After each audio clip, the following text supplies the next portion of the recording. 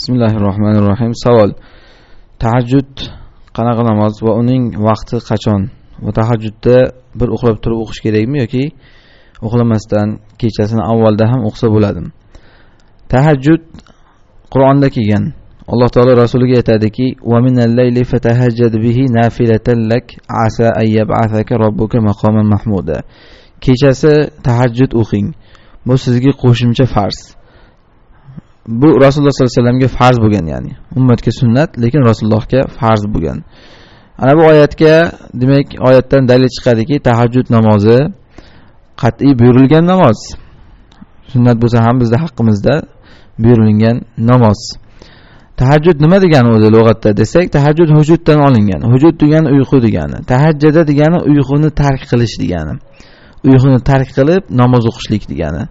Ana shundan olgan ulamolar tahajjud uyqudan turib bo'lishligini afzali, ya'ni shart degani emas.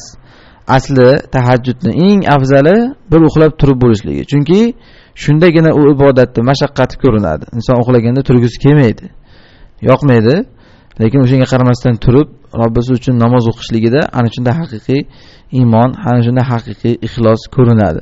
Shuning uchun afzali tahajjudni bir uxlab o'qishlik deyilgan. Va yana buni afzalligiga sabab, chunki tahajjudda asosiy sunnat vaqti kechaning oxirgi 3dan birida.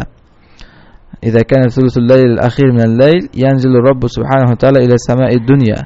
Chunki kechaning oxirgi 3dan biri qolganda Alloh taolo dunyo osmoniga tushib, hal min sa'ilin fa'utiya, hal min mustaghfirin fa'aghfir lah.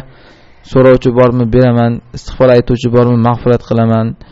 Tavba qiluvchi bormi, tavbasini qabul qilaman deb so'raydi. Ana shu vaqtda bu tahajjud o'qib turgan bo'lishligi uchun o'sha vaqtgacha tahajjudni kechiktirishlik sunnat. Lekin takror aytamiz, bu o'sha vaqtda o'qishlik shart degani emas. Dalil u vaqtda o'qishlik shart emasligiga, kechani avvalda ham o'qsa bo'laverishligiga Oysha onamizning hadislari. U ham sahih hadis. Oysha onamizdan bir kishi kelib so'ragan: Rasululloh sollallohu alayhi vasallam qachon qiyomul layl o'qirdilar? Har kan yusalli min avvalil layli aw min akhirihi. Rasululloh kechani avvalda o'qirmidilar, tahajjud namozlari, vitr namozlarini, yoki kechani oxirida o'qirmidilar deganda Oysha onamiz aytgan: kullun kana yaf'al. Hammasini qilardilar. Hammasini qilardilar degan. Ya'ni gohida kechani avvalda o'qirdilar, gohida kechani oxirida o'qirdilar degan. Shunda haligi savol so'ragan odam: alhamdulillahillazi ja'ala fil amri sa'a. Allohga hamd bo'lsin, shu ishda kenglik qilibdi deganlar. Ya'ni bundan chiqyaptiki, mana bunda ish keng. Xohlasa kechani avvalda o'qiydi, xohlasa kechani oxirida o'qiydi. Lekin afzal vaqti o'sha duolar mustajob bo'ladigan vaqtgacha kechiktirilishligi uchun, ana bu qiyinroq bo'lganligidan keyin ajr ko'p bo'lishligi uchun bir xilab turib kechani oxirida o'qilishligi. Allohu a'lam.